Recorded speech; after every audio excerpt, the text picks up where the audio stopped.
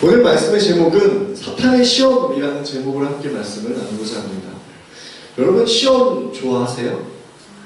시험을 좋아하는 사람이 있을까요? 사실 저도 어렸을 때 이제 학교를 다니고 공부를 할 때 시험이 너무너무 싫었습니다. 아마 시험을 좋아하는 사람은 단 한 명도 없을 거예요. 시험 문제를 내시는 분들도 굉장히 힘들겠죠. 맞추라고 문제를 내는 게 아니라 때로는 틀리라고 문제를 낼 때도 있으니까요. 시험은 누구에게나 다 싫은 거죠. 그래서 저도 학교를 졸업하면 시험이 없겠구나, 학교를 졸업하면 더 이상 공부를 안 해도 되겠구나 라고 생각을 했는데 그렇지 않더라고요. 이 공부와 시험은 평생 따라다니는 것 같아요. 이런 말이 있죠. 피할 수 없거든 즐겨라. 그래요. 좋아요. 사탄의 시험. 예수님께서 세례를 받으시고 광야에서 40일 동안 금식하셨어요. 그런데 광야로 간 이유가 굉장히 재미있습니다. 그래, 내가 하나님 앞에 금식하며 기도하러 광야로 가야겠어 라고 가셨을까요? 그렇지 않아요. 오늘 1절 말씀을 보니까 뭐라고 쓰여있나? 성령에게 이끌려서 갔대요. 다른 성경에 보면 성령이 쫓겨서 이렇게 갔다고 얘기를 합니다. 억지로 마치 간 것처럼 나와있죠. 그리고 그 다음에 뭐라고 써있냐? 마귀에게 시험을 받으러. 광야에 간 이유는 이렇게 두 가지였어요. 성령에게 이끌려서 갔고요. 그 다음에 마귀에게 시험을 받으러 간 거예요. 시험을 피할 수 없었거든요. 그리고 시험을 받는 조건이 뭐였냐? 금식이었어요. 시험의 조건이 금식이었는데, 여러분 금식 자주 하시나요? 금식 최고 많이 해보시는 날짜가 며칠 되시나요? 저는 이제 금식을 해봤는데, 금식을 하면서 생각난 게 있어요. 금식할 때 여러분 이렇게 굶거나 밥을 못 먹거나 그러면 머릿속에 떠오르는 음식들이 있잖아요. 저는 금식을 하면 항상 생각나는 게 있어요. 왜 이렇게 쥐포가 생각이 나는지. 평소에 먹지도 않는데 이 쥐포가 왜 이렇게 생각이 나는지. 그리고 기도원에서 기도하고 또 말씀 읽고 그럴 때마다 쥐포가 떠올라요. 이 얼마나 사탄의 장난이 심한지.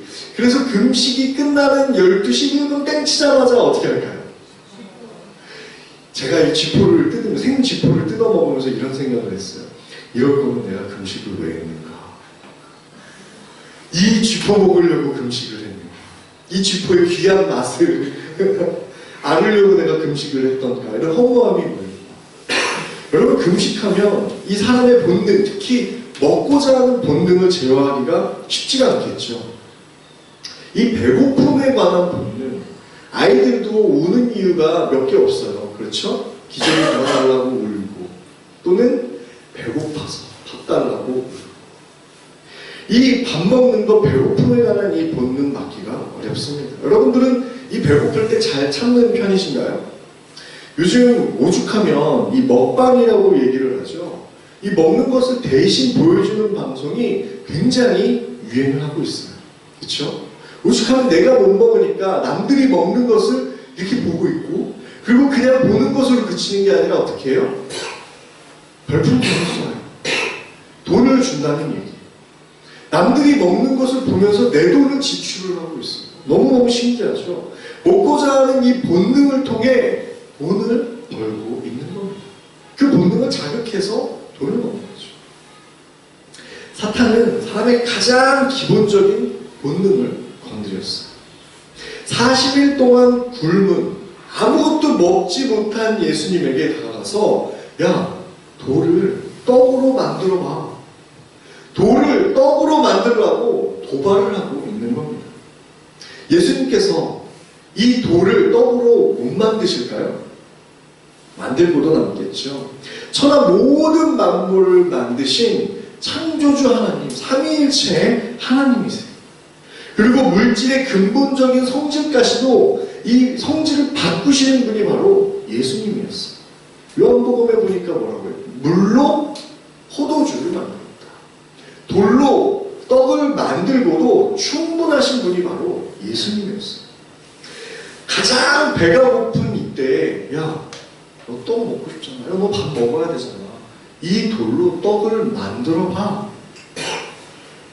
솔직히 예수님께서 이 이야기를 듣고 얼마나 배가 고프셨을까요? 제가 쥐포 생각이 나듯이 떡, 밥 너무 먹고 싶다. 굳이 예수님께서 금식을 하신 이유가 떡을 만들어서 먹으려고 금식을 하셨을까요? 분명히 아닐 겁니다. 인간의 가장 기본적인 본능을 먼저 이겨내고 예수님께서 먼저 그것들을 이겨내신 이후에 우리에게 너희들도 할 수 있어. 너희들도 이 시험과 이 유혹을 이겨낼 수 있어 라는 것을 보여주기 위해서 먼저 모범을 보여주셨죠. 오늘 본문 말씀의 4절 한번 읽어보겠습니다. 오늘 본문의 4절입니다. 시작. 예수께서 대답하여 이르시되 기록되었으되 사람이 떡으로만 살 것이 아니요 하나님의 입으로부터 나오는 모든 말씀으로 살 것이라 하였느니라 하시니. 저는 이 말씀을 읽을 때마다 항상 이렇게 바꿔서 들려요. 사람이 쥐포로만 살 것이 아니요 하나님의 입으로부터 나오는 모든 말씀으로 살 것이다. 금식할 때마다 항상 그런 마음들을 염두에 두고 그래, 내 욕심을 내려놓고 하나님의 말씀으로 우리가 사는 것을 진심으로 알아야 된다. 그런데요, 오늘 이 예수님께서 대답하신 이 대답이 그냥 예수님의 생각으로 하신 말씀이 아니라는 거예요. 신명기 8장 3절에 보면 이렇게 쓰여져 있습니다. 너를 낮추시며 너를 줄이게 하시며 또 너도 알지 못하며 내 조상들도 알지 못하던 만나를 내게 먹이신 것은 사람이 떡으로만 사는 것이 아니요 여호와의 입에서 나오는 모든 말씀으로 사는 줄을 내가 내게 알게 하려 하심이니라. 광야에 40년 동안 아무것도 없는 곳에서 먹을 것도 없는 곳에서 사람을 그 40년 동안 살게 하신 이유는 너를 낮추고 너를 줄이게 하며 네가 알지 못하고 조상들도 알지 못하던 만나를 너에게 먹이신 것은, 만나를 먹은 것은 사람이 떡으로만 사는 것이 아니라 하나님의 말씀으로 사는 것을 네가 알게 하려고 하는 거야. 분명히 이 사람들은 만나를 먹고 배가 불렀을 거예요. 아, 떡이 없어도 만나만 먹으면 되는구나. 물론 다르게 생각할 수도 있겠지만 하나님이 만나를 먹이시고 광야에 40년을 뺑뺑이 돌리신 이유는 여호와의 입에서 나오는 모든 말씀으로 사는 줄을 우리가 알게 하려고 하신다는 거예요. 사람들은, 그리고 우리는, 그리고 저는 내 배가 부르고 먹고 마시면서 내가 그것들로 내 생명을 유지한다고 생각을 해요. 대부분의 사람들이 그렇죠. 내가 잘 먹고 그리고 배부르고 그리고 숨쉬고 내가 잘 살아야, 내가 열심히 살아가야 사는 거라고 생각해요. 그런데 가만히 생각해보면 내 몸뚱아리 하나 내 마음대로 할 수 있는 게 없어요. 여러분들의 세포를 죽였다가 살릴 수 있나요? 여러분들의 심장을 잠깐만 멈춰봐, 좀 더 빨리 뛰어봐, 좀 천천히 뛰어봐 라고 그렇게 생각하고 마음먹은 대로 움직일 수 있나요? 내 마음대로 할 수 있나요? 우리가 사는 것이 정말 하나님의 손에 달려 있는 겁니다. 예수님은 사탄의 첫 번째 이 도발을 신명기의 이 말씀으로 이겨내셨어요. 이 재밌는 것은 사탄이 묻는 시험에 예수님의 생각을 전혀 담지 않고 오직 성경, 오직 하나님의 말씀으로 이겨냈다는 거예요. 에베소서 6장 17절에 보면 이런 말씀이 있어요. 구원의 투구 성령의 검 곧 하나님의 말씀을 가지라. 믿음의 방패, 구원의 투구, 진리의 허리띠, 그런 거 아시죠 여러분? 거기에 제일 마지막에 뭐라고 되어 있냐면 구원의 투구와 성령의 검이 필요하다. 우리의 삶 가운데 믿음의 방패도 필요하지만 성령의 검, 이 검이 있어야 사탄과 싸울 때 이길 수 있을 거 아니에요. 이 성령의 검을 뭐라고 얘기해요? 하나님의 말씀이다 라고 얘기하고 있어요. 세상을 이겨내는 것은 오직 하나님의 말씀밖에 없는 거예요. 말씀이 없으면 전쟁에 나갈 때 총을 들고 나가지 않는 것과 똑같아요. 여러분 전쟁에 나갈 때 총 안 들고 나가면 어떻게 될까요? 뭘로 싸울까요? 여러분, 우리는 이런 얘기를 종종 해요. 너무 힘들어요. 힘들죠. 세상에 나갔을 때 사탄과 싸울 때 이 사탄과 싸울 때 계속 맞고만 있잖아요. 그리고 우리에게 믿음에 있어요. 믿음의 방패만 있는 거예요. 그러니까 사탄이 계속 때리면 어떻게 해요? 계속 맞기만 하죠. 맞서서 싸워야 되는데 맞서서 싸울 무기가 없는 거예요. 세상에 매번 두들겨 맞고 와서 힘들어요. 누가 날 자꾸 때려요. 날 힘들게 해요. 라고 하지만 정작 나는 공격할 수 있는 무기가 없는 거죠. 이게 얼마나 안타까운 일입니까? 요한계시록 19장 11절로 15절에 이런 말씀이 있어요. 또 내가 하늘이 열린 것을 보니 보라 백마와 그것을 탄 자가 있으니 그 이름은 충신과 진실이라. 그가 공의로 심판하며 싸우더라. 누가 싸우는지 한번 잘 생각해 보세요. 그 눈은 불꽃 같고 그 머리에는 많은 관들이 있고 또 이름 쓴 것 하나가 있으니 자기밖에 아는 자가 없고 또 그가 피 뿌린 옷을 입었는데 그 이름은 하나님의 말씀이라 칭하더라. 누굴까요? 피 뿌려져서 더러운 옷을 입고 있었는데 지난주에 얘기했었어요. 피 뿌린 옷을 더러운 옷을 입고 있는데 하나님이 혼낼 줄 알았어요. 사탄이 볼 때 혼낼 줄 아는데 오히려 칭찬하면서 야, 너 가서 옷 깨끗한 걸로 갈아입어 라고 얘기를 해요.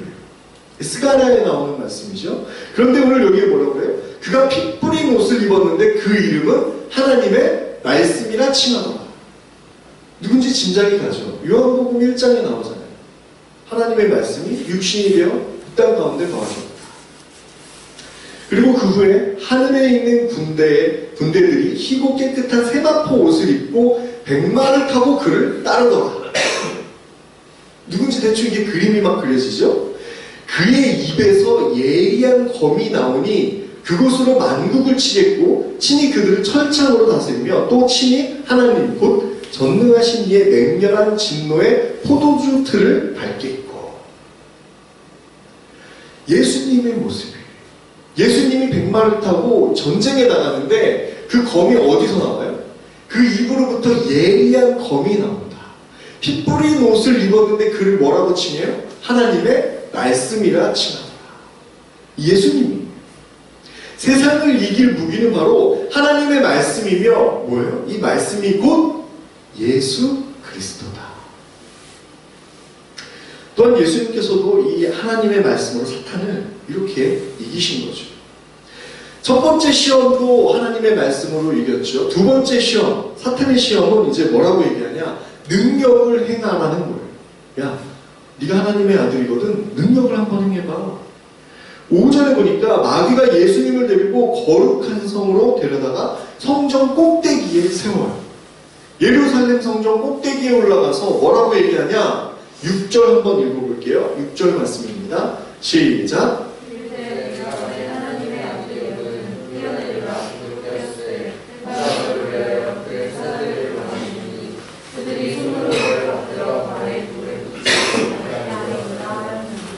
사탄이 예수님을 성전 꼭대기에 들어가 야 한번 뛰어내려봐. 너 뛰어내리면은 천사들이 너를 이렇게 붙잡아다가 안전하게 다치지 않게 내려줄 거야 라고 얘기해요. 왜 그런 줄 아세요? 왜 이 말을 할 줄 아세요? 사탄이요 시편 91편 말씀을 알았던 거예요. 말씀으로 예수님이 사탄을 이기니까, 첫 번째 시험을 이기니까 그래? 네가 말씀으로 이긴다고? 좋아, 나도 성경으로 한번 덤벼볼게. 마치 이단들이 하는 것과 비슷하죠. 시편 91편 11절 14절에 이렇게 기록되어져 있어요. 그가 너를 위하여 그의 천사들을 명령하사 내 모든 길에서 너를 지키게 하시느라 그들이 그들의 손으로 너를 붙들어 발이 돌에 부딪히지 아니하게 하리로다. 이 말을 가지고 예수님을 시험합니다. 네가 그렇게 하나님의 말씀 성경을 잘 알아? 좋아, 나도 이 말씀으로 내가 너에게 증거를 할게. 너 뛰어내릴 때 발이 돌에 부딪히지 않게 시편 91편 말씀대로 그렇게 될 거야 라고 물었어요. 그랬더니 예수님이 뭐라고 대답을 해요? 예수님께서 답변한 게 뭐라고 얘기를 해요? 주 너의 하나님을 시험하지 말라라고 이야기를 해요. 그런데요, 너무 재밌는 게 이 사탄의 단점이 하나 있어요. 뭐였냐? 시편의 말씀을 이용해서 예수님에게 도발을 했지만 사탄이 예수님과 동일한 방법을 사용을 했지만 이 방법이 굉장히 잘못된 방법. 왜냐? 시편 91편 12절까지는 사탄이 한 질문인데 13절에 뭐라고 나와 있냐? 그러니까 네가 사자와 독사를 밟으며 젊은 사자와 뱀을 발로 누르리로다 라는 말씀이 있어요. 이 사탄이 성경 말씀을 알기는 알았지만 앞뒤 문맥을 제대로 몰라서 지가 죽는다는 얘기를 전혀 모르는 구절을 끌어다가 인용을 했던 거예요.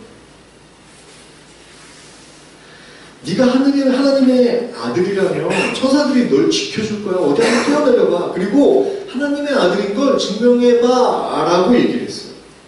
만약 저라면 그냥 울컥했을 거예요. 뭐라고? 그래, 어디 한번 보여줄게. 야, 봤어? 이제 알았지? 라고 할 텐데 예수님께서는 그 말씀의 뒷구조를 알았던 거죠. 너무 얼마나 웃으셨겠어요.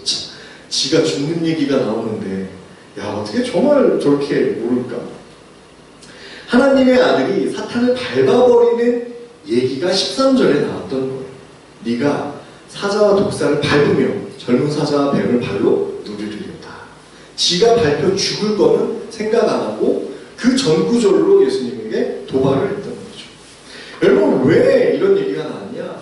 창세기에 이렇게 이미 예언되어 있어요. 창세기 3장에 보면 하나님께서 이렇게 얘기를 했죠. 3장 15절에 내가 너로 여자와 원수가 되게 하고, 이게 뱀에게 한 말이에요.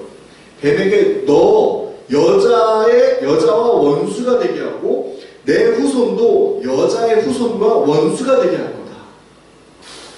여자의 후손은 내 머리를 상하게 할 것이요 라고 되어 있어요. 여자의 후손이 누구예요? 예수님. 예수님이 여자의 후손이잖아요. 우리는 남자의 성, 아버지의 성을 따르고 아버지의 가문을 잇는데 오직 유일하게 여자의 후손은 예수님밖에 없어요. 자, 여자의 후손이 너의 머리를 밟아서 상하게 할 거다. 이미 창세기에 예언했던 말이에요. 그리고 요한계시록에 이 결말이 나와요. 사탄을 결국에 멸망시키고 온전한 하나님의 나라를 이루는 이 결말이 나오는 거죠. 성경의 서론과 결론을 이미 다 알았네요. 자, 그래서 다시 본론으로 돌아가면 결국 예수님은 두 번째 시험도 하나님의 말씀으로 이겨내시는 거예요. 뭐냐? 이게 오늘 주 너의 하나님을 시험하지 말라라는 말이 또 어디에 나오냐? 신명기 6장 16절에 나와요. 너희가 마사에서 시험한 것 같이 너의 하나님 여호와를 시험하지 말고, 또 신명기에 있는 성경의 말씀으로 사탄을 대적했죠. 마지막 세 번째 시험이에요. 8절 9절 말씀입니다. 마귀가 또 그를 데리고 지극히 높은 산으로 가서 천하 만국과 그 영광을 보여 이르되 만일 내게 엎드려 경배하면 이 모든 것을 내게 주리라. 야, 나한테 경배하면, 나한테 절하고 나를 따르면 이 모든 걸 너한테 줄게. 사탄은 이제 예수님께 딜을 해요. 조건을 제시하죠. 사탄에게 경배하면 이 세상을 네가 다 가질 수 있게, 다 통치할 수 있게 해줄게. 세상 모든 권력자들의 공통점 여러분 뭔지 아세요? 어떤 문양을 가지고 있어요. 어떤 문양이 생각이 나나요? 왕의 표시, 왕의 징표. 우리나라도 그렇죠. 왕의 얼굴을 뭐라 그래? 용안이라고 하고, 용과 관련된 용어를 써요. 왜 다 용을 사용했을까?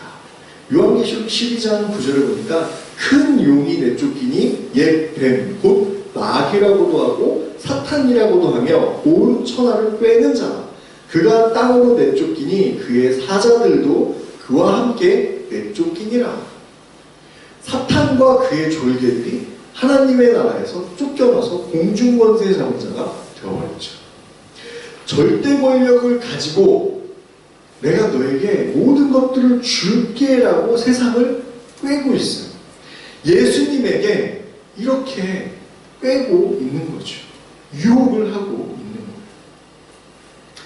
여러분, 왕들, 그리고 세상의 절대 권력을 가지고 있는 사람들, 세상을 통치하는 것 같지만, 통치하는 것 같아 보이지만 오히려 세상에게 잡아 먹히고 있죠. 여러분 솔직히 땅도 마찬가지예요. 사람들은 땅을 정복하라고 하나님의 명령을 어기고 욕심대로 그 땅을 막 얻으려고 많이 하지만, 땅을 얻으려고 노력하지만 어떻게 돼요? 결국에 땅으로 돌아가요. 땅이 사람을 잡아먹죠. 마치 비웃듯이, 야 어디 나 한번 가져봐. 그래, 내가 돈을 열심히 벌어서 너를 가지고 가야겠어. 그래서 땅을 가졌어요. 확 죽어버리면 땅 속으로 돌아가잖아. 결국엔 땅이 사람을 잡아먹는. 돈을 모으고 인기를 누리고 유명세를 떨치고 권력을 휘두르고 내 마음대로 내 뜻대로 내가 원하는 삶을 살아가고자 많은 사람들이 노력을 해요. 우리 음반을 낸 가수들도 보통 그런 가사말들 많이 쓰잖아요. 내가 어떻게든 돈 많이 벌어가지고 세상을 내가 확 휘어잡고 내가 인기를 누리고 그럽니다. 제일 빠른 방법은 누구와 딜하는데요. 하지만 그것이 과연 우리가 원하는, 우리가 얻고자 하는 것일까요? 사탄은 정말 온 세상을 꿰는 날발 좋은 그런 사람, 그런 아주 악한 영이죠. 자, 이 말빨 좋은 사탄이 누군가와 이렇게 조건을 걸고 이야기를 한다면 이 사탄을 이겨낼 자가 과연 누가 있을까? 내가 원하는 것, 내가 필요로 하는 것들을 내 귓가에 와서 속삭이는 거예요. 그래, 재혁아, 네가 원하는 거 줄게. 재혁아, 너 지금 10층짜리 건물 같은 거 하나 필요하지 않아? 너 지금 람보르기니나 뭐 이런 스포츠 같은 거 하나 필요하지 않아? 내가 줄게. 이러면 저 그냥 네? 진짜 내가 한 번만 운전 좀 해. 붕. 자, 하여튼 뭐 건물, 차, 땅, 부동산, 돈 이런 물질적인 것들, 내 눈에 좋아 보이는 것들, 재혁아, 내가 100억 줄 테니까 너 한번 써봐. 진짜? 얼마나 욕심이 날까요? 1년에 100억이면 3%씩 내가 이자를 받아도 3억씩, 그 3억을 12달러 나눠가지고 한 2,500만 원씩 달달이 그냥 써버리면, 야, 이거 진짜 남는 장사, 이거 돈 계속해서 쌓이는. 사탄이 만약에 저에게 이렇게 유혹한다면 저는 그걸 이겨낼 수 있을까요? 예수님께서 사탄의 유혹에 과연 흔들리지 않았을까요? 너무 단호박처럼 딱 잘라가지고 아니야? 안 돼! 이랬을까요? 인간의 성품을 가진 예수님께서도 솔직히 조금 흔들렸을 수도 있을 거예요. 왜 흔들렸을까? 인간적인 생각이었다면 예수님은 이렇게 생각을 했을 거예요. 그래, 십자가에 내가 죽는다고 세상 사람들이 정말 구원을 받을까? 내가 이렇게 초라하게 비굴하게 살다가 십자가에 죽는다면 나를 믿고 따라줄까? 세상 어느 누가 나를 믿어줄까? 그래, 차라리 그냥 사탄 말처럼 얘한테 그냥 눈 한 번 딱 감고 절 한 번 하면, 경배하면 하면 세상 모든 것들을 통치하게 해준다고 하는데 그냥 그렇게 할까? 쉽게 가지 뭐. 이러지 않았을까요? 왜 굳이 이렇게 거창하게 비굴하게 십자가에 아무도 알아주지도 않고 아무도 몰라주는, 왜 그 길을 가야 한다고 생각했을까요? 예수님은 사탄의 마지막 시험에 단호하게 말씀하셨습니다. 10절 말씀입니다. 시작. 이에 예수께서 말씀하시되 사탄아 물러가라. 기록되었으되 주 너의 하나님께 경배하고 다만 그를 섬기라 하였느니라. 이 말씀도 신명기 6장 13절에 나온 말씀이에요. 내 하나님 여호와를 경외하며 그를 섬기며 그의 이름으로 맹세할 것입니다. 오직 하나님만 섬겨라 라고 얘기해요. 예수님께서 성령에 이끌려 마귀에게 시험을 받으러 광야에 가셨어요. 여러분, 이 광야는 믿는 자들에게 선택이 아닌 필수예요. 우리에게 언제나 사탄의 유혹, 시험이 따라옵니다. 때로는 우리의 본능을 자극하는 거죠. 때로는 나의 자존심, 나의 자존감을 자극합니다. 때로는 내가 갖고 싶은 것들, 내 욕심, 내 욕망, 내가 간절히 원하는 것으로 나를 유혹하는 거죠. 이런 사탄의 시험에 넘어가지 않는 한 가지 방법, 뭐라고요? 오직 하나님의 말씀밖에 없습니다. 이 하나님의 말씀, 예수 그리스도. 말씀이 육신이 되어 이 땅 가운데 오신 유일하신 분. 저와 여러분에게 죽는 날까지 이 사탄은 우는 사자와 같이 우리를 먹으려, 우리를 삼키려고 덤벼들 거예요. 우리가 눈 닫는 그날까지 사탄의 유혹을 벗어날 수가 없어요. 여러분, 피할 수 없거든? 즐겨라. 여유있게 이 예수님처럼 즐기는 거죠. 여러분, 사탄의 유혹과 시험이 있을 때 뭘로 이겨내야 된다고요? 오직 예수 그리스도 하나님의 말씀으로 이겨내야 합니다. 그리고 사탄의 시험에 강력하게 우리가 대응하고 대답할 수 있어야 돼요. 오늘 본문에 10절 말씀에 나온 것처럼 사탄아 물러가라. 주 너의 하나님께 경배하고 다만 그를 섬기라. 여러분들이 지금 무엇을 섬기고 있는지, 내 마음에 무엇을 담고 있는지, 내 마음의 주인이 무엇인지, 내 생명이 지금 어디에 걸려 있는지, 내가 이거 아니면 정말 죽을 것 같다라고 생각하는 게 무엇인지, 그게 하나님의 말씀, 예수 그리스도에게 간절히 바라고 소망합니다.